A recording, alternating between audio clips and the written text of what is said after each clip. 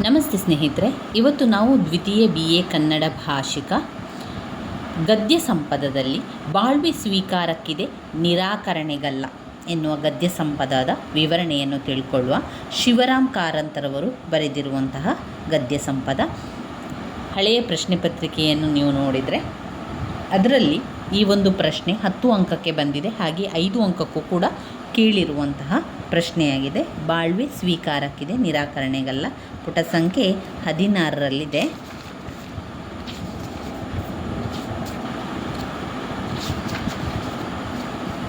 ಪುಟ ಸಂಖ್ಯೆ 16.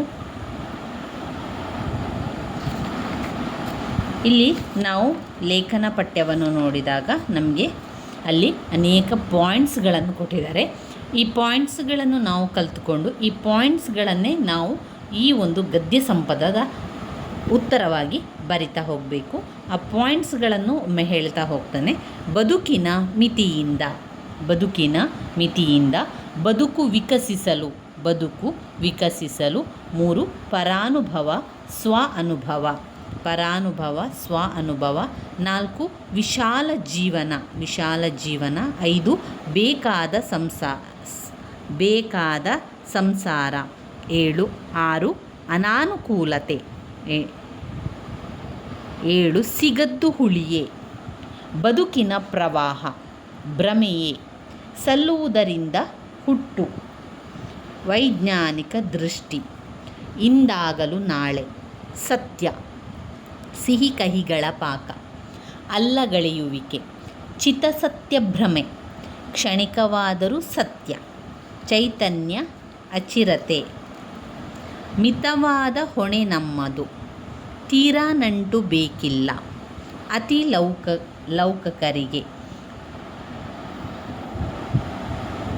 ಜಲಕಣ ಪ್ರವಾಹ ತನಗಾಗಿಯೇ ಅಲ್ಲ, ಜಗದೊಡನೆ ಬರೆಯಬೇಕು, ಪ್ರೀತಿ ಭೀತಿ. ಇಷ್ಟು 25-26 ಪಾಯಿಂಟ್ಸ್ಗಳನ್ನು ಅವರು ಕೊಟ್ಟಿದ್ದಾರೆ. ಈ ಪಾಯಿಂಟ್ಸ್ಗಳನ್ನು ಸರಿಯಾಗಿ ಕಲಿತ್ಕೊಳ್ಳಿ, ಹಾಗೆ ಆ ಪಾಯಿಂಟ್ಸ್ಗಳನ್ನು ವಿವರಿಸ್ತಾ ಬರೆಯಿರಿ. ಅದರ ಸಾರಾಂಶ ಯಾವ ರೀತಿ ಇದೆ ಅಂತ ನೋಡಿಕೊಂಡು ನಂತರ ಅದರ ವಿವರಣೆಯನ್ನು ಕೂಡ ನೋಡಿಕೊಳ್ಳುವ. ಶಿವರಾಮ್ ಕಾರಂತರವರ ಬಾಳ್ವೆ ಸ್ವೀಕಾರಕ್ಕಿದೆ ನಿರಾಕರಣೆಗಲ್ಲ ಎಂಬುದು ಒಂದು ಗದ್ಯ ಸಂಪದ. ಲೇಖನಗಾರರು ಬದುಕು ಜಗತ್ತಿನ ಅನುಭವಗಳಿಗೆ ಹೇಗೆ ತೆರೆದಿದೆ, ಅವುಗಳನ್ನು ಸ್ವೀಕರಿಸಿ ನಮ್ಮ ವಿಸ್ತಾರವಾದ ಬಾಳ್ವೆಯನ್ನು ಪಡೆದುಕೊಳ್ಳುವುದು ಹೇಗೆ ಎಂಬುದನ್ನು ಅವರು ಚಿಂತಿಸಿದ್ದಾರೆ. ಬದುಕಿಗೆ ಬರುವ ಅನುಭವಗಳಾಗಿರ್ಬೋದು ನಾನಾ ತೆರವಾಗಿರ್ತದೆ. ರೂಪದಿಂದ, ಗೀತ, ಗಾನ, ಆರ್ಭಟ, ಅಬ್ಬರಗಳಿಂದ ಅನುಭವಗಳು ಕೂಡ ಬರ್ತದೆ. ನೋಡುವುದರಿಂದ, ಕೇಳುವುದರಿಂದ, ಆಸ್ವಾದಿಸುವುದರಿಂದ, ಸ್ಪರ್ಶಿಸುವುದರಿಂದ ಬರುವ ಅನುಭವಗಳಿಗೆ ನಾವು ಸದಾ ಸ್ವಾಗತ ನೀಡುವುದರ ಮೂಲಕ ಲೋಕದ ಸವಿಯನ್ನು ಹೆಚ್ಚಿಸಿಕೊಳ್ಳಬೇಕು. ನಮ್ಮ ಅನುಭವವನ್ನು ಶ್ರೀಮಂತಗೊಳಿಸಬೇಕು, ಬದುಕನ್ನು ಸತ್ವಪೂರ್ಣ ಮಾಡಿಕೊಳ್ಳಬೇಕು. ಹೀಗೆ ಬದುಕಿನ ತಿಳಿಯಬಹುದಾದ ಪ್ರಪಂಚವನ್ನು ಕಾಣಬಯಸದ ವ್ಯಕ್ತಿಯು ಸಂಕುಚಿತನು. ಅವನ ಜೀವನ ಬರಡಾಗುತ್ತದೆ. ಪ್ರಪಂಚದಲ್ಲಿ ಬಾಳಲು ಅವಕಾಶ ದೊರಕಿರುವಾಗ, ತಿಳಿಯಲು ಸಾಧನಗಳಿರುವಾಗ ಅದೇ ವ್ಯರ್ಥವೆನ್ನುವುದು ಯಾವ ಥರದ ಮಾತು ಎಂದಿರುವಂಥದ್ದು ಲೇಖಕರ ಪ್ರಕಾರ ಜಗತ್ತಿನ ಸೌಂದರ್ಯ ಇರುವುದು ನಾನು ಅನುಭವಿಸಲಾಗಿ ನಿರಾಕರಿಸಲಾಗಿ ಅಲ್ಲವೆಂಬ ಅಂಶಕ್ಕೆ ಒತ್ತು ಕೊಡುವಂಥದ್ದು. ನಾವು ಅದನ್ನು ಅನುಭವಿಸಬೇಕು, ಅದನ್ನು ಸ್ವೀಕರಿಸಬೇಕು, ಅದನ್ನು ಅಲ್ಲಗಳೆಯಬಾರದು, ಅದನ್ನು ತಿರಸ್ಕರಿಸಬಾರದು. ನಾವು ಹುಟ್ಟಿದ್ದೇವೆ ಎನ್ನುವ ಒಂದೇ ಕಾರಣದಿಂದ ನಮ್ಮ ಹುಟ್ಟು ನಮಗೆ ಪ್ರಯೋಜನಕಾರಿ ಎಂದು ತಿಳಿಯಬೇಕು ಎಂಬ ಅವರ ಮಾತು ಹೆಚ್ಚು ಮಹತ್ವವನ್ನು ಪಡೆಯುತ್ತದೆ. ಇಲ್ಲಿ ಶಿವರಾಮ್ ಕಾರಂತರವರು ಬಾಳ್ವೆ ಸ್ವೀಕಾರಕ್ಕಿದೆ ನಿರಾಕರಣೆಗಲ್ಲ ಎನ್ನುವಂತಹ ಗದ್ಯ ಸಂಪದ ಹೆಸರೇ ಸೂಚಿಸುವಂತೆ ಪ್ರತಿಯೊಬ್ಬರ ಜೀವನದಲ್ಲಿಯೂ ಕೂಡ ನಾವು ಇದನ್ನು ಅಳವಡಿಸಿಕೊಳ್ಬೇಕು. ನಮ್ಮ ಜೀವನ ನಮ್ಮ ಹುಟ್ಟು ಆಗಿದೆ. ನಾವು ಈ ಜಗತ್ತಿನಲ್ಲಿ ಹುಟ್ಟಿದ್ದೇವೆ ಅಂದ ಮೇಲೆ ನಮ್ಮಿಂದ ಏನೋ ಪ್ರಯೋಜನವಾಗಲಿದೆ, ನಮ್ಮಿಂದ ಏನೋ ಕೆಲಸವಾಗಬೇಕಿದೆ. ಆದ್ದರಿಂದ ನಾವು ಹುಟ್ಟಿದ್ದೇವೆ, ಅದರಿಂದ ಪ್ರಯೋಜನಗಳಾಗಬೇಕು, 4 ಜನರಿಗೆ ತೃಪ್ತಿಯನ್ನು ಕೊಡಬೇಕು. ಅಥವಾ ಈ ಒಂದು ಪ್ರಪಂಚದಲ್ಲಿ ನಾವು ಹುಟ್ಟಿದ್ದೇವೆ ಅಂದ ಮೇಲೆ ಅದಕ್ಕೆ ಯಾವುದೋ ಒಂದು ಕಾರಣ ಇದ್ದೇ ಇರುತ್ತದೆ. ಎನ್ನುವಂಥದ್ದು ಲೇಖಕರ ಒಂದು ಮಾತಾಗಿದೆ. ಲೇಖಕರು ಹೇಳುವಂತೆ ಬಾಳು ಎನ್ನುವಂಥದ್ದು ನಮಗೆ ದೇವರು ಕೊಟ್ಟಂತಹ ವರ. ಬಾಳು ಎನ್ನುವಂಥದ್ದನ್ನು ನಾವು ಸ್ವೀಕರಿಸಬೇಕು. ದೇವರು ಯಾವ ಜೀವನ ನಮಗೆ ಕೊಟ್ಟಿದ್ದಾರೆ ಅದನ್ನು ನಾವು ಸ್ವೀಕರಿಸಬೇಕು, ಅದನ್ನು ತಿರಸ್ಕರಿಸಬಾರ್ದು. ಯಾವುದೇ ರೀತಿಯ ಜೀವನವನ್ನು ದೇವರು ಕೊಡಲಿ, ಯಾವುದೇ ರೀತಿಯ ಒಂದು ಜೀವನ ನಮಗೆ ಸಿಕ್ಕಿದಾಗ ಅದನ್ನು ನಾವು ಬಂದಂತೆ ಅನುಭವಿಸಬೇಕು, ಬಂದಂತೆ ಸ್ವೀಕರಿಸಬೇಕು ವಿನಃ ಅದನ್ನು ತಿರಸ್ಕರಿಸಿ ಹೋಗಬಾರ್ದು, ಅದರ ವಿರುದ್ಧವಾಗಿ ನಾವು ಹೋಗಬಾರ್ದು. ಯಾವುದು ಆಗಬೇಕು ಅಂತ ಇದೆಯೋ ಅದು ಖಂಡಿತವಾಗಿಯೂ ಆಗಿಯೇ ಆಗ್ತದೆ. ಯಾವುದು ನಮಗೆ ಸಿಗಬೇಕು ಅಂತ ಇದೆಯೋ ಖಂಡಿತವಾಗಿಯೂ ಅದು ನಮ್ಮ ಜೀವನದಲ್ಲಿ ಸಿಕ್ಕೇ ಸಿಗುತ್ತದೆ. ಆದ್ದರಿಂದ ನಾವು ಬಂದಿರುವಂತಹ ಜೀವನ, ಸಿಕ್ಕಿರುವಂತಹ ಜೀವನವನ್ನು ಬಿಟ್ಟು ಅದನ್ನು ತಿರಸ್ಕರಿಸಿ ಅದನ್ನು ಸ್ವೀಕರಿಸದೇ ಇದ್ದರೆ ಅದು ನಮಗೆ ಆಗುವಂತಹ ನಿಜವಾದ ಒಂದು ಏನು ಹೇಳ್ತೇವೆ, ನಿಜವಾದ ನಮಗೆ ಒಂದು ಜೀವನದಲ್ಲಿ ಆಗುವಂತಹ ಕಷ್ಟ, ಸೋಲು ಅಂತಲೇ ಹೇಳ್ಬೋದು. ಆದ್ದರಿಂದ ಜೀವನ ಬಂದಂತೆ ಸ್ವೀಕರಿಸು. ಯಾವ ರೀತಿ ನಿನಗೆ ಜೀವನವನ್ನು ದೇವರು ಕೊಟ್ಟಿದ್ದಾರೋ ಅದೇ ರೀತಿಯಲ್ಲಿ ನಡ್ಕೊಂಡು ಹೋಗು. ಅದರ ಬದಲಾಗಿ ಅದನ್ನು ತಿರಸ್ಕರಿಸಬೇಡ, ಅದನ್ನು ವಿರುದ್ಧವಾಗಿ ಹೋಗಬೇಡ ಎನ್ನುವಂಥದ್ದು ಲೇಖಕರ ಅಭಿಪ್ರಾಯ ಆಗಿದೆ. ಇಲ್ಲಿ ಅವರು ಪಾಠವನ್ನು ವಿವರಿಸ್ತಾ ಮೊದಲಿಗೆ ಪಾಯಿಂಟ್ಸ್ ರೀತಿಯಲ್ಲಿ ಅವರು ಹೇಳ್ತಾ ಹೋಗ್ತಾರೆ. ಮೊದಲನೆಯ ಪಾಯಿಂಟ್ಸಲ್ಲಿ ತುಂಬ ಪಾಯಿಂಟ್ಸ್ ಇದೆ, ಇದರಲ್ಲಿ 25 ಪಾಯಿಂಟ್ಸ್ಗಳಷ್ಟಿದೆ. ಅದನ್ನೆಲ್ಲವನ್ನು ನೀವು ನೋಡಿದರೆ ಇದು ಒಂದು ನಮ್ಮ ಜೀವನದ ಪ್ರತಿಯೊಬ್ಬರ ಜೀವನದ ಒಂದು ಕೆಲವೊಂದು ವಿಚಾರವಾಗಿ ಇದರಲ್ಲಿ ನಾವು ಕಾಣ್ತಾ ಹೋಗ್ಬೋದು. ಬದುಕಿನ ಮಿತಿಯಿಂದ ಅಂತ ಇಲ್ಲಿ ಲೇಖಕರು ಪಾಯಿಂಟ್ಸನ್ನು ಹೇಳಿದ್ದಾರೆ. ಯಾಕೆ ಬದುಕಿನ ಮಿತಿಯಿಂದ ಅಂದರೆ ಜೀವನದ ಸಮಾನದ ಪರಿಚಯ ಮಾಡಿಕೊಳ್ಳದವರು ಸಮವಾದ ದೇವನನ್ನು ಪಡೆಯಲಾರನು ಎಂದಂತಾಗಿದೆ. ಮನುಷ್ಯರು ಕಟ್ಟಿದ ನೂರಾರು ದೇವದೇವತೆಗಳು ಹೇಗಿವೆ. ದೇವರುಗಳ ವೈರ, ಅಸೂಯೆ, ಅವರುಗಳ ಹೆಣ್ಮರುಳುತನ, ಅವರೊಳಗಿನ ಕೋಪ ಟೋಪಗಳನ್ನು ಸಾರುವ ಪುರಾಣಗಳನ್ನು ಪರೀಕ್ಷಿಸಿದರೆ ಮನುಷ್ಯ ಪ್ರಪಂಚದ ದ್ವೇಷ, ಅಸೂಯೆ, ಕಾಮುಕತೆಗಳೆಲ್ಲ ಹೇಗೆ ಅವರ ದೇವರ ರಾಜ್ಯವನ್ನು ಕಾಡುವ ಎಂಬುದು ಸ್ಪಷ್ಟವಾಗ್ತದೆ. ಬಹುವಾಗಿ ಯಾವತ್ತೂ ಜನಸಮುದಾಯದ ದಂತಕತೆ, ಪುರಾಣಗಳು ಇದೇ ಸಂಗತಿಗಳನ್ನು ಹೇಳುತ್ತವೆ. ದೇವರ ಮಿತಿಯು ಬದುಕಿನ ಮಿತಿಯ ಪರಿಣಾಮ. ಬದುಕಿನ ಮಿತಿಯಿಂದ ಅಂತ ಯಾಕೆ ಹೇಳ್ತಾ ಇದ್ದಾರೆ ಅಂತ ಹೇಳಿದರೆ, ನಮ್ಮ ಜನಸಾಮಾನ್ಯರ ಜೀವನದಲ್ಲಿ ಆಗುವಂತಹ ಘಟನೆಗಳಿರ್ಬೋದು, ವಿಚಾರಗಳಿರ್ಬೋದು, ದೇವರ ಜೀವನಗಳಲ್ಲಿ, ದೇವತೆಗಳ ಒಂದು ಕಥೆಗಳಲ್ಲಿ, ದೇವತೆಯರ ಜೀವನದಲ್ಲಿ ಆಗಿದೆ ಅಂತ ಮೇಲೆ ಅವರೇನು ಮಾಡ್ತಾರೆ, ಬದುಕಿನ ಮಿತಿಯಿಂದ ಹೋಗಿದೆ ಇದೇ ಸಂಗತಿಯನ್ನು ಹೇಳುವಂಥದ್ದು. ಬಹುವಾಗಿ ಯಾವತ್ತು ಜನಸಮುದಾಯದ ದಂತಕತೆ, ಪುರಾಣ ಇದೆಲ್ಲ ಕೂಡ ಸಂಗತಿಯನ್ನು ಹೇಳುವಂಥದ್ದು. ದೇವರ ಮಿತಿಯು ಬದುಕಿನ ಮಿತಿಯ ಪರಿಣಾಮ ಅಂತ ವಿವರಿಸ್ತಾರೆ. ಎರಡನೆಯ ಪಾಯಿಂಟ್ಸ್ನಲ್ಲಿ ಬದುಕು ವಿಕಸಿಸಲು ಅಂದರೆ ಬದುಕನ್ನು ಅನುಭವಿಸಬೇಕು, ಅನುಭವಗಳಿಂದ ನಮಗೆ ಬರುವಂಥದ್ದು. ಈಗ ಒಬ್ಬರು ಯಾವುದೇ ಒಂದು ವಿಚಾರವನ್ನು ನಮಗೆ ಹೇಳಿದ್ದಾರೆ ಅಂತ ಹೇಳ್ಕೊಳ್ಳೋ, ಆ ವಿಚಾರ ಅವರು ಹೇಳಿದಾಗ ನಮಗೆ ಅದರ ಅನುಭವ ಬರಲಿಲ್ಲ. ಯಾವಾಗ ನಾವು ಅನುಭವಿಸ್ತೇವೋ ಆವಾಗ ನಮಗೆ ಅದರ ಒಂದು ಸಂಪೂರ್ಣ ಪರಿಚಯ ಉಂಟಾಗುವಂಥದ್ದು. ಯಾವುದೇ ಒಂದು ಕೆಲಸಗಳನ್ನು ಮಾಡ್ತಾ ಇರಬೇಕಾದ್ರೆ ಆ ರೀತಿ ಮಾಡುವುದರಿಂದ ಅದು ಮುಂದೆ ತೊಂದರೆ ಉಂಟಾಗ್ತದೆ ಅಂತ ಅವರು ಬಾಯಿಯ ಮುಖಾಂತರ ಹೇಳಿದಾಗ ನಮಗೆ ಅದರ ಮುಂದಿನ ಪರಿಣಾಮ ಗೊತ್ತಾಗೋದಿಲ್ಲ. ಯಾವಾಗ ನಮ್ಮ ಜೀವನದಲ್ಲಿ ಅದರ ಪರಿಣಾಮ ಉಂಟಾಯಿತು ಆವಾಗ ನಮಗೆ ಅನುಭವಕ್ಕೆ ಬಂತು ಅಲ್ವಾ. ಆವಾಗ ನಮಗೇನಿಸ್ತದೆ, ಹೌದು ಆ ರೀತಿ ನಾನು ಮಾಡಬಾರದಿತ್ತು, ಆ ರೀತಿ ಮಾಡಿರೋದ್ರಿಂದ ನಾನು ಈ ರೀತಿಯಾಗಿ ಪರಿಣಾಮ ಉಂಟಾಯಿತು, ಆದ್ದರಿಂದ ಮುಂದಿನ ದಿನಗಳಲ್ಲಿ ನಾನು ಆ ರೀತಿಯ ತಪ್ಪುಗಳನ್ನು ಮಾಡಬಾರ್ದು. ಅಥವಾ ನಾನು ಬೇರೆಯವರಿಗೆ ಹೇಳಬೇಕಾದ್ರೆ, ನೋಡಿ ಈ ರೀತಿ ನೀವು ಮಾಡಿದರೆ ಇದರ ಪರಿಣಾಮ ಈ ರೀತಿಯಾಗಿ ಉಂಟಾಗ್ತದೆ, ಆದ್ದರಿಂದ ಅದನ್ನು ಆ ರೀತಿ ಮಾಡಲಿಕ್ಕೆ ಹೋಗಬೇಡಿ ಎನ್ನುವಂಥದ್ದನ್ನು ನಾನು ಧೈರ್ಯವಾಗಿ ಮತ್ತೊಬ್ಬರಿಗೆ ತಿಳಿಸ್ಕೊಡ್ಬೋದು. ಅದು ಬದುಕು ವಿಕಸಿಸಲು. ಹೀಗಿರುತ್ತಾ ನಮ್ಮ ಪ್ರಪಂಚದ ಜೀವನವು ಅದು ನಮಗೆ ದೊರಕಿಸಿಕೊಡುವ ಅನುಭವಗಳು ತೀರ ಅವಶ್ಯಕವಾದುದಲ್ಲದೆ ಬಾಳ್ವೆ ಬಂದಿರುವುದೇ ನಮ್ಮ ಪ್ರಯೋಜನಕ್ಕೆ. ಬಾಳು ಅಂತ ದೇವರು ನಮಗೆ ಕೊಟ್ಟಿದ್ದಾರೆ ಅಂತ ಹೇಳಿದ ಮೇಲೆ ಅದರಿಂದ ನಮಗೆ ಏನೋ ಪ್ರಯೋಜನ ಆಗ್ತದೆ, ಅದರಿಂದ ಲಾಭವಿದೆ ಎಂದೇ ನಾವು ತಿಳ್ಕೊಳ್ಳುವಂಥದ್ದು. ಬಾಳುವೆ ಬಂದಿರುವುದು ಅದರ ನಿರಾಕರಣೆಗಲ್ಲ, ಸ್ವೀಕರಿಸಬೇಕು. ದೇವರು ನಮಗೆ ಈ ಬಾಳು ಕೊಟ್ಟಿದ್ದಾನೆ ಅಂದಮೇಲೆ ಅದಕ್ಕೆ ದೇವರೇ ಪರಿಹಾರವನ್ನು ಸೂಚಿಸ್ತಾನೆ. ದೇವರು ಜೀವನವನ್ನು ಕೊಟ್ಟಿದ ಮೇಲೆ ಅದರಲ್ಲಿ ಉಂಟಾಗುವಂತಹ ಸೋಲು, ನಷ್ಟ, ಕಷ್ಟ, ನೋವುಗಳಿಗೆಲ್ಲದಕ್ಕೂ ಕೂಡ ಆ ಭಗವಂತನೇ ಪರಿಹಾರವನ್ನು ಕೂಡ ಕೊಡ್ತಾನೆ. ತಾಳ್ಮೆಯಿಂದ ಕಾಯಬೇಕಷ್ಟೇ. ವ್ಯಕ್ತಿ ಜೀವನದ ವಿಕಾಸ ಬದುಕುವುದರಿಂದಲೇ ಆಗಬೇಕು. ಬದುಕಿನಲ್ಲಿ ಜೀವಿ ಎಷ್ಟೆಷ್ಟೋ ಹೆಚ್ಚಾಗಿ ಸೂಕ್ಷ್ಮವಾಗಿ ಬದುಕನ್ನು ಸವಿಯುವ ಶಕ್ತಿಗಳನ್ನು ಬೆಳೆಸಿಕೊಳ್ಳುತ್ತಾನೋ ಅಷ್ಟು ಹೆಚ್ಚಾಗಿ ತನ್ನ ಅನುಭವಗಳಿಂದ ಪರಿಣಾಮಗೊಳ್ಳುವಂಥದ್ದು. ಪ್ರಯೋಜನಕಾರಿಯಾದ ಅನುಭವಗಳನ್ನು ಪಡೆಯುತ್ತಾ ಹೋಗ್ತಾನೆ. ಯಾವಾಗ ನಾವು ಜೀವನದಲ್ಲಿ ಅನುಭವದಿಂದ ಜೀವನವನ್ನು ಕಲೀಲಿಕ್ಕೆ ಆರಂಭ ಮಾಡ್ತೇವೋ ಅಲ್ಲಿಂದ ನಮಗೆ ಎಲ್ಲವೂ ಕೂಡ ತಿಳಿಲಿಕ್ಕೆ ಸಾಧ್ಯ ಆಗ್ತದೆ. ಅನುಭವ ಎಂಬ ಮಾತನ್ನು ವಿಷಾದಗೊಳಿಸುವ ವಸ್ತುಗಳ ರೂಪದಿಂದ, ಆಕಾರ, ಬಣ್ಣಗಳಿಂದ ದೊರೆಯುವಂಥ ಯಾವತ್ತು ಪ್ರೇರಣೆಗಳು ಸೌಂದರ್ಯಾನುಭವಗಳೇ. ಗೀತ, ಗಾನ, ಆರ್ಭಟೆ, ಅಬ್ಬರ ಮೊದಲಾದ ಯಾವೆಲ್ಲ ಬಗೆಯ ಧ್ವನಿಗಳಿಂದ ಪ್ರೇರಿತವಾಗುವ ಭಾವನೆಗಳು ಶ್ರವಣ ಅನುಭವಗಳು. ಇದರಂತೆ ರಸನೆಯ ಅನುಭವಗಳು, ಗಂಧದ ಅನುಭವ, ಸ್ಪರ್ಶದ ಅನುಭವ, ಎಲ್ಲ ರೀತಿಯ ಒಂದು ಅನುಭವ ಪ್ರೇರಣೆಗಳು ಮನಸ್ಸಿನ ಮೇಲೆ ಬಿಡಿಬಿಡಿಯಾದ ಇಲ್ಲವೇ ಸಾಮೂಹಿಕವಾದ ಪರಿಣಾಮ ಉಂಟು ಮಾಡುತ್ತದೆ. ಭಾವನೆಗಳನ್ನು, ಯೋಚನೆಗಳನ್ನು, ಕರ್ತವ್ಯಗಳನ್ನು ಅದು ಪ್ರೇರೇಪಿಸುತ್ತದೆ. ಅವುಗಳ ಪರಿಣಾಮವಾಗಿ ಅನುಕಂಪ, ಕರುಣೆ, ಶಾಂತಿ, ಆಹ್ಲಾದ ಮೊದಲಾದ ಹೆಚ್ಚಿನ ಸೊಗಸುಗಳಿಗೆ ಕಾರಣವಾಗುತ್ತದೆ. 3ನೇ ಪಾಯಿಂಟ್, ಪರಾನುಭವ, ಸ್ವ ಅನುಭವ. ಒಂದು ಬೇರೆಯವರ ಅನುಭವದ ಮೂಲಕ ನಾವು ತಿಳಿದುಕೊಳ್ಳುವಂಥದ್ದು.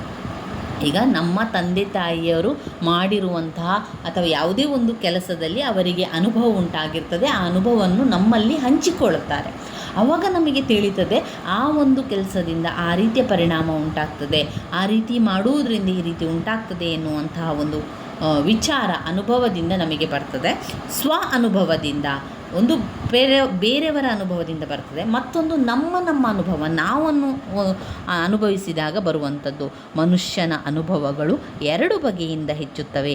ತಾನೇ ಬದುಕಿನ ಸಂಸರ್ಗದಿಂದ ದೊರಕಿಸಿಕೊಳ್ಳುವ ಅನುಭವಗಳು ಒಂದು ಬಗೆ, ಇನ್ನೊಂದು ಬಗೆ ಪರಿಣಿತರ ಅನುಭವಗಳನ್ನು ಓದಿ ಕೇಳಿ ತಿಳಿದುವುದು. ಆದರೆ ಈ 2ನೇ ವರ್ಗದ ಅನುಭವ ನಮಗೆ ಉಪಯುಕ್ತವಾಗಲು ನಮ್ಮಲ್ಲಿ ಅರಗಲು ಸ್ವಂತ ಅನುಭವಗಳ ಸಾಮ್ಯವಾದರೂ ಬೇಕು. ನಮ್ಮ ಅನುಭವಗಳಿಗೂ ನಾವು ಕೇಳಿ ತಿಳಿಯುವ ಅನುಭವಗಳಿಗೂ ಹೊಂದಿಕೆ ಇಲ್ಲವಾದರೆ ಅವು ನಮಗೆ ಹೆಚ್ಚಿನದೇನನ್ನೂ ಕೊಡಲಾರವು. ಗ್ರಹಗಳಲ್ಲಿ ಜೀವಕೋಟಿ ಇದೆ ಎಂದರೂ ಅದೇನೆಂದು ನನಗೆ ತಿಳಿಯದಿರುವ ಮಾದರಿಯಲ್ಲಿ ಈ ಅನುಭವಗಳಾಗುತ್ತದೆ. ಸ್ವಂತ ಅನುಭವ ಪುಷ್ಟನಾದವನು ಪರರ ಅನುಭವಗಳನ್ನು ತೂಗಿ ತನಗಿಲ್ಲದ ಅನುಭವಗಳನ್ನು ತಿಳಿಯಲು ಪೂರ್ವ ಸಿದ್ಧತೆ ಪಡೆಯಬಹುದು. ಬದುಕಿನ ಬೇರೊಂದು ಅನುಭವದಿಂದ ತನಗೆ ಬಂದ ಅನುಭವದ ತೂಕವನ್ನು ಇನ್ನೂ ಹೆಚ್ಚಾಗಿ ಮಾಡಿಕೊಳ್ಳಲು ಸಹಾಯವಾಗಬಹುದು. ಪರಾನುಭವ ಮತ್ತು ಸ್ವ ಅನುಭವ. ಇನ್ನು ವಿಶಾಲವಾದ ಜೀವನ. ನಮಗೆ ಬದುಕಿನಿಂದ ಉಪಯೋಗವಾಗಬೇಕಾದರೆ, ಜ್ಞಾನ ದೊರೆಯಬೇಕಾದರೆ ನಮ್ಮ ಜೀವನ ಆದಷ್ಟು ಹೆಚ್ಚು ವಿಶಾಲವಾಗಿರಬೇಕು. ನಮ್ಮನ್ನು, ನಮ್ಮ ಮನೆಯವರನ್ನು, ಸಮಾಜದವರನ್ನು ಮೀರಿಸಿ ಅದು ಮನುಷ್ಯ ಕುಟುಂಬಕ್ಕೆ ಹರಿಯಬೇಕು. ಅಲ್ಲಿಯೂ ಮೇರೆಯನ್ನು ಹೊಂದದೆ ಜೀವ ಕುಟುಂಬಕ್ಕೂ ಯಾವತ್ತೂ ಸೃಷ್ಟಿಗೂ ವಿಶಾಲಿಸಲು ಪ್ರಯತ್ನಿಸಬೇಕು. ವಿಶ್ವದ ಗುಟ್ಟೆಲ್ಲ ಇದರಿಂದ ನಮ್ಮ ಕರಗತವಾಗುವುದೆಂಬ ಆಸೆ ಬೇಡ. ನಮ್ಮ ಶಕ್ತಿಗಳಿಗೂ ಮಿತಿ ಇದೆ, ಅವುಗಳ ಎಟುಕಿನ ದೂರಕ್ಕೂ ಒಂದು ಮಿತಿ ಇದೆ. ಈ ದೂರದ ತನಕ ಹೋಗಲು ನಾವು ಹಿಂಜರಿಯಬೇಕಾಗಿಲ್ಲ, ಅದನ್ನೂ ಮೀರುವ ರಾಜ್ಯವನ್ನು ಬಿಡುವ. ವಿಶಾಲವಾದ ಜೀವನದ ಬಗ್ಗೆ ಹೇಳುವಂಥದ್ದು. ಇನ್ನೂ ಇದೆ, ಮುಂದೆಯೂ ಕೂಡ ಇದೆ ಎನ್ನುವಂಥದ್ದನ್ನು ಅರ್ಥ. ಬೇಕಾದ ಸಂಸಾರ. ಹೀಗೆ ಬದುಕು ತಿಳಿಯಬಹುದಾದ ಪ್ರಪಂಚವನ್ನು ಕಾಣಬಯಸದ ವ್ಯಕ್ತಿಯು ಸಂಕುಚಿತ. ಅವನ ಜೀವನ ಬರಡಾಗುತ್ತದೆ. ಪ್ರಪಂಚದಲ್ಲಿ ಬಾಳಲು ಅವಕಾಶ ದೊರಕಿರುವಾಗ, ತಿಳಿಯಲು ಸಾಧನಗಳಿರುವಾಗ ಅವೇ ವ್ಯರ್ಥವೆನ್ನುವುದು ಇತರ ಮಾತು. ಪ್ರಪಂಚ ಒಂದು ಬಂಧನ, ಅಲ್ಲಿರುವುದೇ ಒಂದು ತೊಳಲಾಟ ಎನ್ನುವುದು ಜಾಣ್ಮೆ. ದೇವರನ್ನು ಒಪ್ಪುವವರು ಈ ತೊಳಲಾಟಕ್ಕೆ ದೇವರೇ ನಮ್ಮನ್ನು ತೊಡಗಿಸಿಕೊಂಡರೆಂದು ಎನ್ನುವಂಥ ಭೂಷಣ. ನಮ್ಮ ಕರ್ಮ ಇದಕ್ಕೆ ಕಾರಣವೆಂದರೆ ಆಗ ಕರ್ಮಕ್ಕೆ ಕಾರಣನಾದ ದೇವರೇ ಅದನ್ನು ಕಾರಣವೆನ್ನುವ ತತ್ವ ಸ್ಥಾಪನೆಯಾಗದೆ ಸೃಷ್ಟಿಗೆ ನಿರ್ಮಾಣಕನಿರುವವರಲ್ಲಿ ಅನವಶ್ಯಕವಾದ ಇಲ್ಲವೇ ಕಿತ್ತೊಗೆಯಬೇಕಾದ ಸಂಸಾರವನ್ನು ಅವನು ರಚಿಸಿದನು ಎನ್ನುವುದು ಸರಿಯಲ್ಲ. ಅವನು ಬದುಕೆಂಬ ಮಾಯೆಯನ್ನು ನಮ್ಮ ಮುಂದೆ ಹರಡಿರುವುದನಾದರೆ ಅವನೊಬ್ಬ ಉಪದ್ವಾಪಿಸಿಕೊಂಡನು. ಇನ್ನು 7ನೇ ಪಾಯಿಂಟ್ ಅನಾನುಕೂಲತೆ. 6ನೇ ಪಾಯಿಂಟ್ ಅದು ಅನಾನುಕೂಲತೆ. ವ್ಯಕ್ತಿ ಪ್ರಪಂಚದೊಡನೆ ವಿಹರಿಸುವ ಬಗೆಯಲ್ಲಿ ಕೆಡುಕಿರಬಹುದು.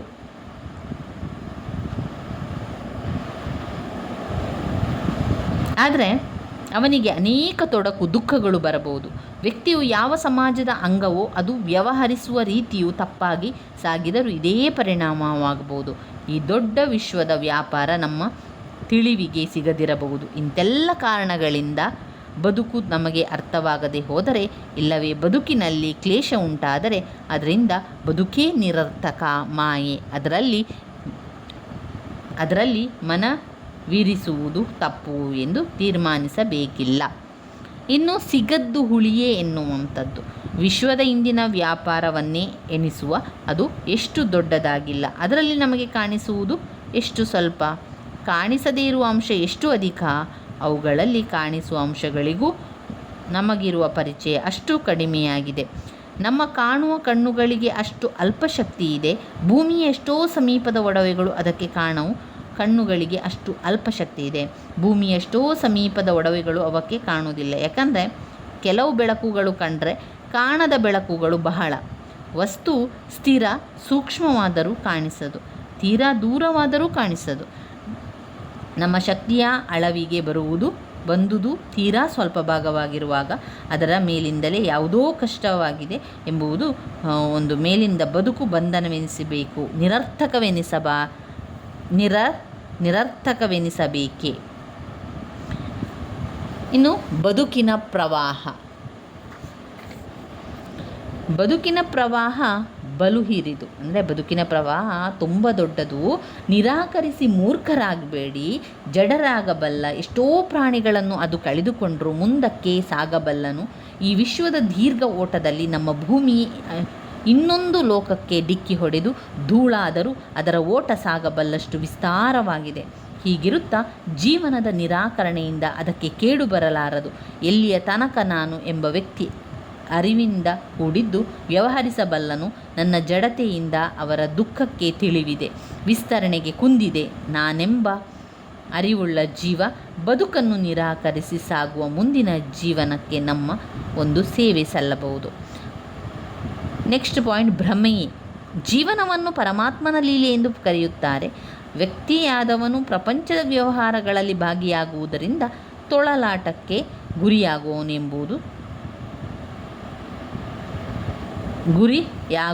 ಎಂಬುದನ್ನು ನಿಜಕ್ಕೂ ನಂಬುವೆವಾದರೆ ಆಗ ಈ ಲೀಲೆ ಎಂಬುದರ ಅರ್ಥವೇನು? ಬೆಕ್ಕಿಗೆ ಆಟ, ಇಲ್ಲಿಗೆ ಪ್ರಾಣ ಸಂಕಟ ಎನ್ನಬಹುದಲ್ಲವೇ?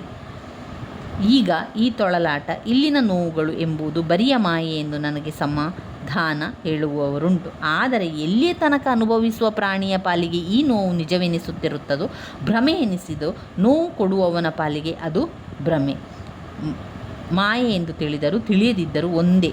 ಅವನು ಪರಹಿಂಸೆಯಿಂದ ತೃಪ್ತಿ ಪಡೆಯುವವನೇ. ಇನ್ನು ನೆಕ್ಸ್ಟ್ ಪಾಯಿಂಟ್ ಸಲ್ಲುವುದರಿಂದ ಹುಟ್ಟು. ನಾವು ಹುಟ್ಟಿದ್ದೇವೆ ಎನ್ನುವ ಒಂದೇ ಕಾರಣದಿಂದ ನಮ್ಮ ಹುಟ್ಟು ನಮಗೆ ಪ್ರಯೋಜನಕಾರಿ ಎಂದು ತಿಳಿಯಬೇಕು. ನಾವು ಯಾವ ಜೀವನದ ಅಂಶವಾಗಿರುವುದೋ ಅದಕ್ಕೂ ನಮ್ಮಿಂದ ಪ್ರಯೋಜನವಿದೆ. ಜೀವಿಗಳು ಇಲ್ಲಿ ಬೆಳೆಯಬೇಕು, ಆ ಬದುಕಿನಿಂದ ಏನೋ ಲಾಭ ಗಳಿಸಬೇಕು ಎಂಬುದು ತಿಳಿಯುವುದರಿಂದ ಹೆಚ್ಚಿನ ಹಿತವಿದೆ. ಇಲ್ಲಿಗೆ ನಾವು ಸಲ್ಲದ ಜೀವರಾದರೂ ಇಲ್ಲಿ ಹುಟ್ಟುತ್ತಿರಲಿಲ್ಲ, ಎಲ್ಲಿಗೂ ಸಲ್ಲದವರಾದರೆ ನಮಗೆ ಹುಟ್ಟಿ ಬದುಕುತ್ತಿರಲಿಲ್ಲ. ಈ ವಿಶ್ವದ ವ್ಯಾಪಾರವು ತೀರಾ ಮೇಲಣಗುಳ್ಳೆಯಂತೆ ಕ್ಷಣಿಕವಾಗಿರಬಹುದು, 3 ನಿಮಿಷದಿದ್ದಿರಬಹುದು. ಆದ್ದರಿಂದ ನಿಷ್ಪ್ರಯೋಜನವೆಂಬ ತೀರ್ಮಾನ ಮಾಡಬೇಕಿಲ್ಲ. 100 ವರ್ಷದೊಳಗೆ ಸವಿಯುವ ಕಾಯ ನಮಗೆ ಇರುವುದಾದರೆ ಅದು ಅಷ್ಟರೊಳಗೆ ನಾನು ಸಾಧಿಸಬಹುದಾದ ಕೆಲಸದ ಸಲುವಾಗಿ ಇದೆ ಎಂದು ಅರ್ಥವಾಯಿತು. ಅಂತಹ 10-100 ವರ್ಷ ತಾಳಿಕೆಯ ಜೀವಿಗಳು, 3 ದಿನ ಬದುಕಬಲ್ಲ ಕ್ರಿಮಿಗಳು, ನಮ್ಮ ದೀರ್ಘಕಾಲದ ಸಂತಾನ ಯಾತ್ರೆಯಿಂದ ಚಿರಂತನವಾದ ನಮ್ಮ ಕಲ್ಪನೆಯ ಪಾಲಿಗಾದರೂ ಚಿರಂತನ ಎನಿಸುವಷ್ಟು ದೀರ್ಘವಾದ ಏನನ್ನೋ ಕಟ್ಟುತ್ತಿದೆ. ಮಣ್ಣಿನ ಇಟ್ಟಿಗೆ ಒಂದೇ ಗೇಣಿಗಾದರೂ ಸಾವಿರಾರು ಇಟ್ಟಿಗೆಗಳಿಂದ ಒಡಗೂಡಿದ ಸೌಧ ಕಟ್ಟಬಹುದು. ಸಣ್ಣದು ವ್ಯರ್ಥವೆನಿಸಬೇಕಿಲ್ಲ. ಇನ್ನು ವೈಜ್ಞಾನಿಕ ದೃಷ್ಟಿ.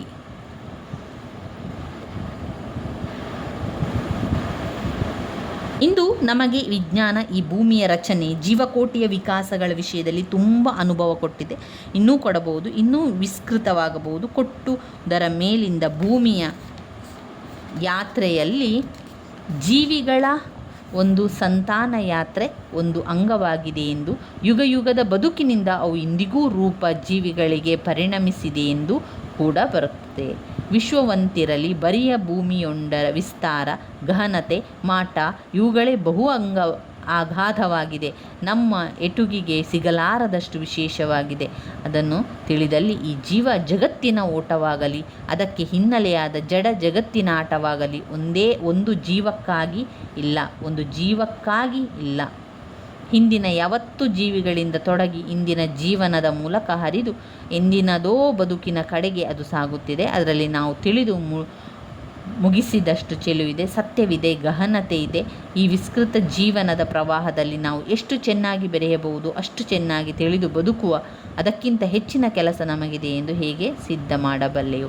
ಇಂದಾಗಲೂ ನಾಳೆ ಈ ಮನುಷ್ಯ ಜೀವಿ 80-100 ವರ್ಷಗಳ ಕಾಲ ಬದುಕಬಲ್ಲವನಾದರೆ ಅಷ್ಟು ಕಾಲದಲ್ಲಿ ಮಾಡಬಹುದಾದ ಜೀವನ ಸಾಕಷ್ಟು ದೊಡ್ಡದಾಗಿದೆ. ಆದ್ದರಿಂದ ಹೊಂದಬಹುದಾದ ಅನುಭವ ವಿಸ್ತಾರವಾಗಿದೆ.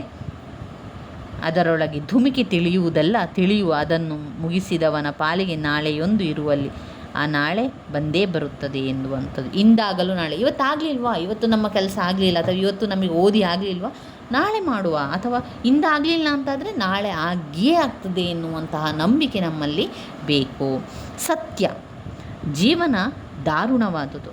ಅದು ಕಣ್ಣೀರಿನ ಸಂತೆ.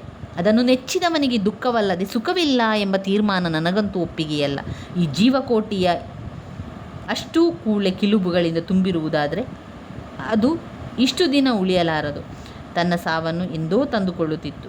ಜೀವನ ಇನ್ನೂ ತಡೆದು ಹಿಡಿದಿದೆ, ಸಾಗುತ್ತಿದೆ ಎನ್ನುವುದರಿಂದ ಅವರ ಹಾನಿಕಾರಕ ಶಕ್ತಿಗಳು ಬರಬಹುದಾದರೂ ತಡೆಯಬಲ್ಲ, ತಾಳಬಲ್ಲ, ಉಳಿದು ಪ್ರವಹಿಸಬಲ್ಲ ಶಕ್ತಿಗಳು ಸಾಕಷ್ಟು ಬಲವಾಗಿದೆ ಎಂದು ಊಹಿಸಬಹುದು.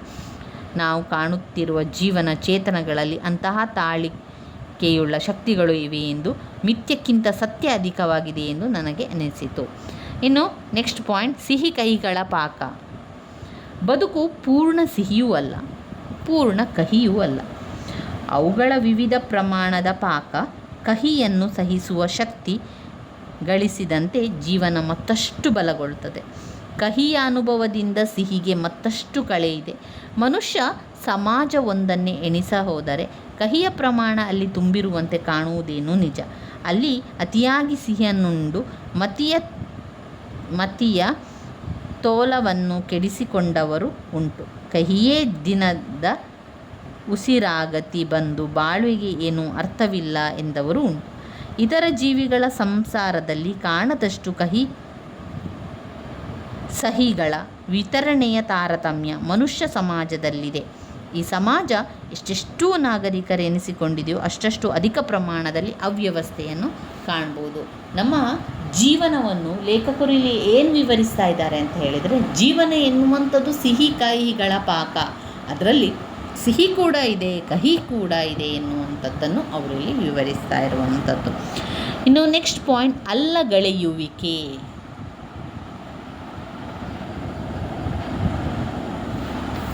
ಅಲ್ಲಗಳೆಯುವಿಕೆ. ಜೀವನದಲ್ಲಿ ಎಷ್ಟೋ ಸಾರಿ ಅಲ್ಲಗಳೆಯುವಂಥದ್ದನ್ನು ಕೂಡ ಕಾಣ್ಬೋದು. ಜೀವನ ಕ್ಷಣಿಕ, ಮಾಯೆ ಮಿಥ್ಯ ಎನ್ನುವುದು ಪ್ರಶ್ನೆಗಳು ಬದುಕನ್ನು ಇದಿರಿಸುವ ಸಲುವಾಗಿ ಉಂಟಾಗುವುದಲ್ಲ, ಅದರಲ್ಲಿನ ಘೋರತೆಗಳಿಗೆ ಅಂಜಿ ಪ್ರಶ್ನೆಯನ್ನೇ ಅಲ್ಲಗಳೆಯುವ ವಿಧಾನಗಳಾಗಿವೆ. ಬದುಕಿನ ಘೋರವೂ ಬೇಡ, ಸೊಗಸೂ ಬೇಡ ಎನ್ನುವುದರಿಂದ ಬದುಕು ತಪ್ಪುವುದೇ. ಜೀವನವು ಕ್ಷಣಿಕ, ಚಿರವಲ್ಲ ಎಂಬುದರಿಂದ ಪ್ರಪಂಚ ಮಾಯೆ ಎನ್ನಬಹುದು. ನಮ್ಮ ಜೀವನಕ್ಕೆ ಎದುರಾಗುವ ಎಲ್ಲ ವಸ್ತುಗಳು ನಾವು ಸಹ ಚಿರವಲ್ಲವಾದರೆ ಅದೊಂದೇ ಕಾರಣದಿಂದ ಬದುಕು ನಿರರ್ಥಕ, ಬೆಲೆ ಇಲ್ಲದ್ದು. ನೆಕ್ಸ್ಟ್ ಪಾಯಿಂಟ್ ಚಿತ ಸತ್ಯ ಭ್ರಮೆ. ಎಲ್ಲ ಕಾಲಕ್ಕೂ ಅನ್ವಯಿಸುವ, ಎಲ್ಲವನ್ನು ತಿಳಿಸುವ ಸತ್ಯವೆಂಬುದು ಕೇವಲ ಒಂದು ಪ್ರಮೇಯ. ಮಿತಕಾಲ ಬದುಕುವ ಜೀವಿಗಳ ಹತೋಟಿಗೂ ಅನುಭವಕ್ಕೂ ಇದು ಸಿಲುಕದ ಒಂದು ವಸ್ತು. ವಿಶ್ವದ ಗತಿ ನಿಂತ ಮೇಲೆ ಅದರ ನಿಲುಕಿಗೆ ಅಂದದು ಸಿಗಬಹುದೋ ಏನೋ, ನಮಗಲ್ಲ ನಿಮಗಲ್ಲ.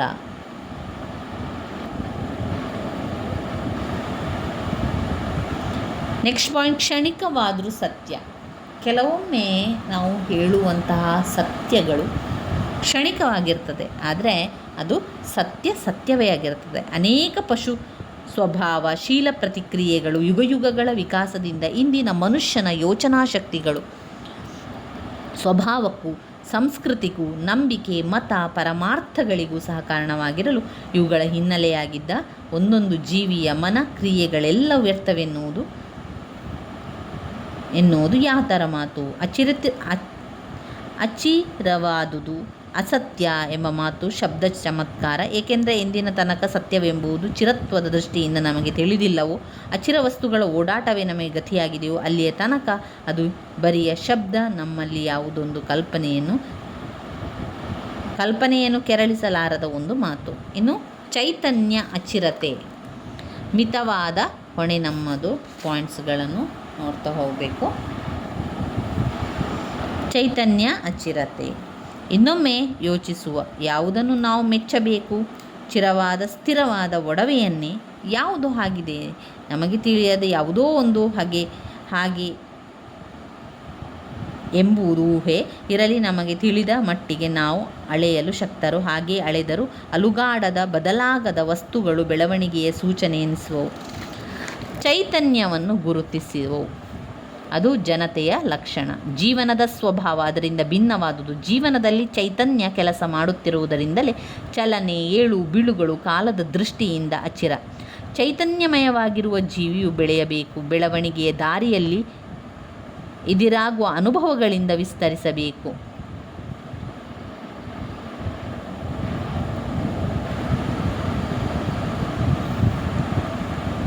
ಇನ್ನು ನೆಕ್ಸ್ಟ್ ಪಾಯಿಂಟ್, ತೀರಾ ನಂಟು ಬೇಕಿಲ್ಲ. ಅದೇ ಆಗಲಿ, ನಾವು ತೀರಾ ನಂಟು ಮಾಡಿಕೊಳ್ಬಾರದು. ಇದೆಲ್ಲವನ್ನು ಬಿಟ್ಟು ಬಾಳು ಬರಿಯ ಮಾಯೆ ಎಂದರೆ ಹೆತ್ತವರ ಪಾಲಿಗೆ ನಾವೊಂದು ಹೊರೆ ಎಂದಲೇ ಅರ್ಥ. ಆಗ ಹುಟ್ಟು ಸಹ ಮಾಯೆ, ಬದುಕು ಮಾಯೆ ಎನ್ನುವಂಥದ್ದು. ನಾವು ಸಾವು ಕೂಡ ಮಾಯೆ ಎನ್ನುವಂಥದ್ದು ಉಂಟು. ಹಾಗಿದ್ದರೆ ಯಾರು ಏನು ಚಿಂತಿಸಬೇಕಿಲ್ಲ. ಮಾಯಾ ರಾಜ್ಯದ ನಾವುಗಳು ಮಾಯೆ ಮೀರಿದ ತತ್ವಚಿಂತನೆ ಮಾಡಲಾರೆವು. ಮನುಷ್ಯ ಜೀವನವು ತನ್ನ ಬಾಳಿನಲ್ಲಿ ವಿವರಿಸುವಾಗ ಇವೆಲ್ಲವೂ ಶಾಶ್ವತವೆಂದು ತಿಳಿದಲ್ಲಿ ಅವನ ಮುಖಕ್ಕೆ ಗುರಿಯಾಗುತ್ತಾನೆ. ಅವನ ಸುತ್ತಮುತ್ತಲಿನ ಜನ್ಮಕ್ಕೆ ಅವನ ದುಃಖ ಕಾರಣನಾಗಬಹುದೆಂದು ಹಾಗೆಂದಿರಬೇಕು. ಒಂದು ಪುಟ್ಟ ಉದಾಹರಣೆ, ಮನುಷ್ಯ ಬದುಕುವ ಮಿತಿ 100 ವರ್ಷ ಎಂದು ತಿಳಿಯುವುದು. ಆದರೆ ಅವನು ಸಂಪತ್ತು ಹೂಡಿ ಹಾಕುವ ಬಗೆಯನ್ನು ಕಂಡುದಾದರೆ ತನ್ನ ಗಳಿಮೆಯ ಮುಂದಿನ 3 ಶತಮಾನದ ಜನರಿಗೂ ಸಿಗಬೇಕೆಂದು ಬಯಸುವಂತೆ ಕಾಣುತ್ತದೆ. ಅದರಿಂದ ಅವರ ಸಂತಾನ ನ್ಯಾಯವಾಗಿ ದುಡಿಯಬೇಕಾದಷ್ಟು ಶ್ರಮಿಸುವುದಿಲ್ಲ. ನಮ್ಮ ಅತಿ ಗಳಿಕೆಯಿಂದ ನಮ್ಮ ಅನೇಕ ಸುಖಗಳು ಇಲ್ಲವಾಗ್ತದೆ. ಅಲ್ಲದೆ ಬಾಳ್ವೆಗೆ ಬಲವಾಗಿ ಅಂಟಿದಾತನು, ಅದರ ಮಿತಿಯನ್ನು ಮನಗಾಣದಾತನು ಸಾವಿನ ಭೀತಿಗೆ ಗುರಿಯಾಗಬೇಕಾಗ್ತದೆ. ಈ ದೃಷ್ಟಿಯಿಂದ ಬಾಳ್ವೆಯು ಮಾಯೆ, ಅಚಿರ ಎಂದು ತಿಳಿಯಬಹುದು. ಇನ್ನು ನೆಕ್ಸ್ಟ್ ಪಾಯಿಂಟ್, ಅತಿ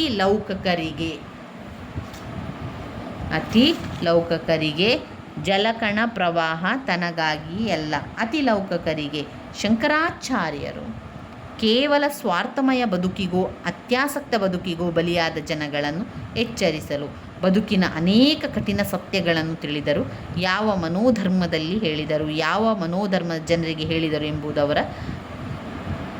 ಮಾತಿನ ತತ್ವಗ್ರಹಣಕ್ಕೆ ಅಗತ್ಯವಾದುದು. ಜಲಕಣ ಪ್ರವಾಹ ಅಂದರೆ ಏನು? ಜೀವನದಲ್ಲಿ ವ್ಯವಹರಿಸುವ ವ್ಯಕ್ತಿಗಳು ಚಿರ ಅಚ್ಚರ ವಸ್ತುಗಳೆಂದು ಹೇಗೆ ತೀರ್ಮಾನಿಸಬೇಕು? ತಾನು ಜೀವನ ಪ್ರವಾಹದ ಒಂದು ಅಂಶ, ನಮಗೂ ಒಟ್ಟು ಜೀವನಕ್ಕೂ ಸಂಬಂಧವಿದೆ. ತಾನು ಮಿತಕಾಲ ಬಾಳುವವನು. ಒಟ್ಟು ಜೀವನ ಎಂಬುದನ್ನು ಅನಂತವಾದ ಪ್ರವಾಹ, ಅವುಗಳ ಪರಸ್ಪರ ಹೋಲಿಕೆಗಳು ಚಿರ ಅಚಿರವೆಂಬ ಮಾತಿಗೆ ಅರ್ಧ ಪುಷ್ಟಿ ಕೊಡಬಹುದು. ಇಲ್ಲಿನ ಅಚಿರವು ಸಾಪೇಕ್ಷವಾದುದು. ನಮ್ಮ ಮಾನದಿಂದ ಅದು ಅಚಿರ ದೀರ್ಘವಾಗಿ ಬಹುಕಾಲದಿಂದ ಹರಿಯುವ ನದಿಯೊಂದರಲ್ಲಿ ನಾವು ಆ ಗಳಿಗೆಯಲ್ಲಿ ಯಾವುದಾದರೊಂದು ಜಲಕಣವನ್ನು ಜಲಭಾಗವನ್ನು ಗುರುತಿಸಲಾರೆವು. ಆ ಕ್ಷಣಕ್ಕೆ ಗುರುತಿಸಬಲ್ಲೆವು. ಮರುಕ್ಷಣ ಅವರ ಸ್ಥಾನದಲ್ಲಿರುವುದು ಬೇರೆ ನೀರು. ಮೊದಲ ನೀರು ಅಲ್ಲಿಂದ ಮಾಯವಾಯಿತು, ಆದರೆ ಅದು ನಾಶವಾಯಿತು, ನಿರರ್ಥಕವಾಯಿತು. ಆ ಪ್ರವಾಹದ ಒಂದೊಂದು ಜಲಭಾಗವನ್ನು ಒಂಟಿಯಾಗಿ ನೋಡುವಾಗ ಅಚಿರವಾಗಿ ಕಾಣುವುದಿಲ್ಲವೇ? ಜಲಕಣಗಳ ಚಟುವಟಿಕೆಗಳು ಕ್ಷಣಿಕವೆನಿಸಿಕೊಂಡರೂ ನದಿಯ ಪ್ರವಾಹ ಪಾತ ಚಿರಂತನವಾಗಿ ಕಾಣುವುದಿಲ್ಲವೇ? ಪ್ರವಾಹಕ್ಕೆ ಬೆಲೆ ಇರುವುದಾದರೆ ಅದರೊಳಗಿನ ಪ್ರತಿ ಜಲಕಣಕ್ಕೂ ಅದರ ಓಡಾಟಕ್ಕೂ ಬೆಲೆ ಇರಬೇಡವೇ? ಇನ್ನು ತನಗಾಗಿಯೇ ಅಲ್ಲ,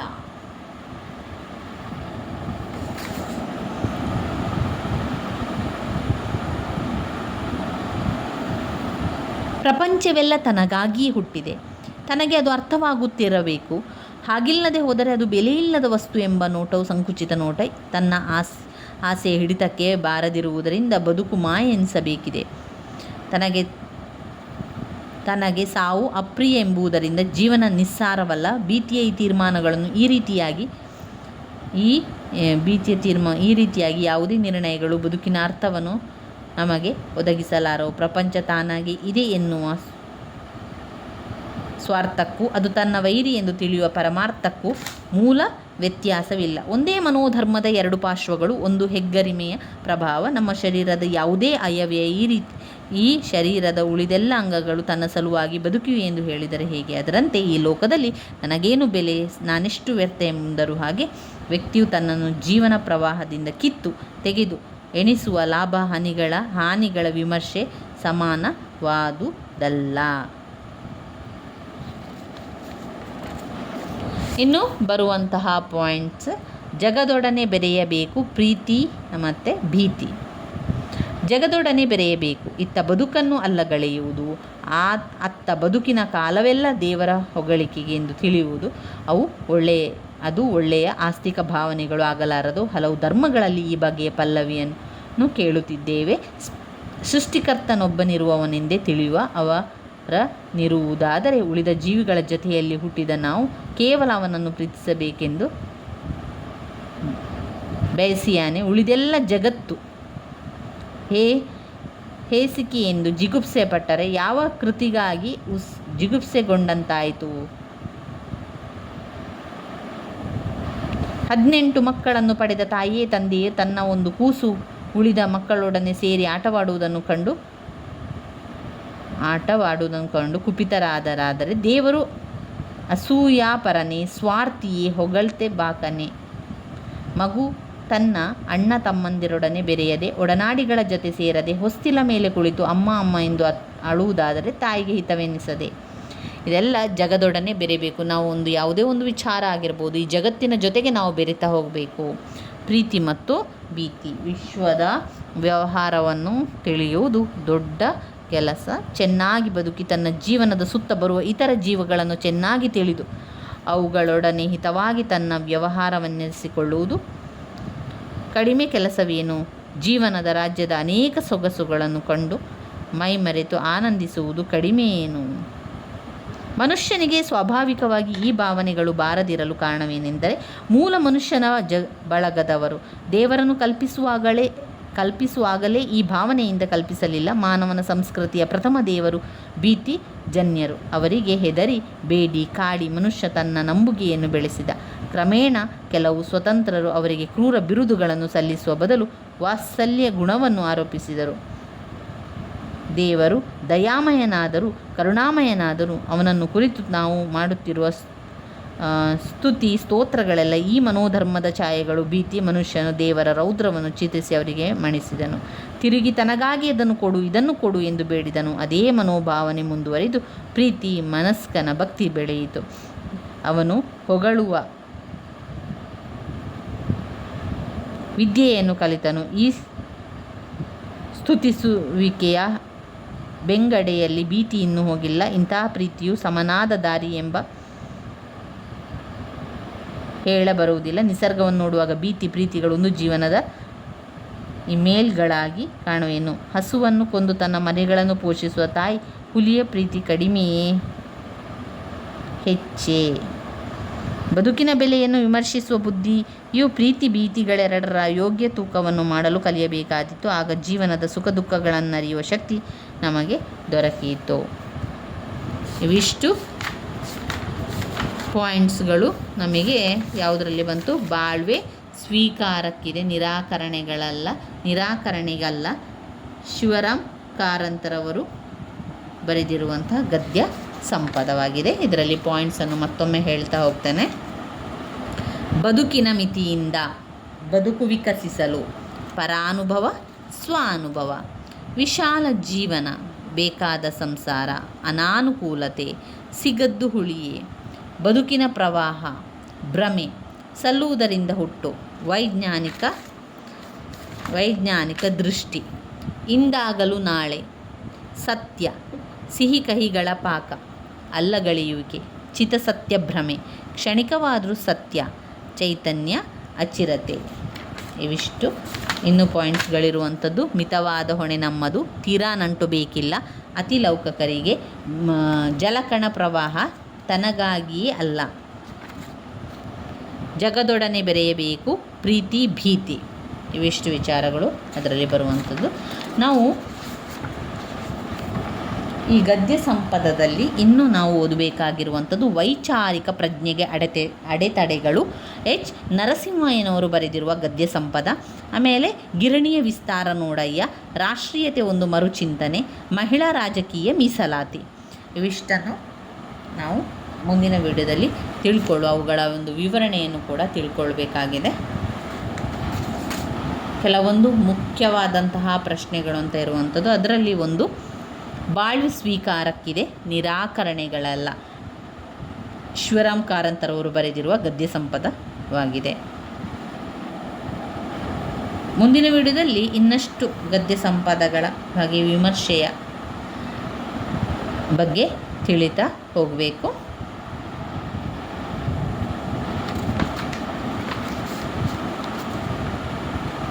ಇವಾಗ ನಾವು ಬಾಳ್ವೆ ಸ್ವೀಕಾರಕ್ಕಿದೆ, ನಿರಾಕರಣೆಗಲ್ಲ ಪಾಯಿಂಟ್ಸನ್ನು ತಿಳ್ಕೊಂಡೆವು, ವಿವರಣೆಯನ್ನು ಕೂಡ ತಿಳ್ಕೊಂಡೆವು. ಮುಂದಿನ ವಿಡಿಯೋದಲ್ಲಿ ವೈಚಾರಿಕ ಪ್ರಜ್ಞೆಗೆ ಅಡೆತಡೆಗಳ ಬಗ್ಗೆ ತಿಳ್ಕೊಳ್ಳುವ 5 ಅಂಕಕ್ಕೆ ಕೇಳಿರುವಂತಹ ಒಂದು ಪ್ರಶ್ನೆಯಾಗಿದೆ. ನನ್ನ ವೀಡಿಯೋಸ್ ಎಲ್ಲ ನಿಮಗೆ ಇಷ್ಟ ಆಗಿದ್ದರೆ ಲೈಕ್ ಕೊಡಿ, ಶೇರ್ ಮಾಡಿ, ಸಬ್ಸ್ಕ್ರೈಬ್ ಮಾಡಲಿಕ್ಕೆ ಮರೆಯಬೇಡಿ ಸ್ನೇಹಿತರೆ. ಧನ್ಯವಾದಗಳು.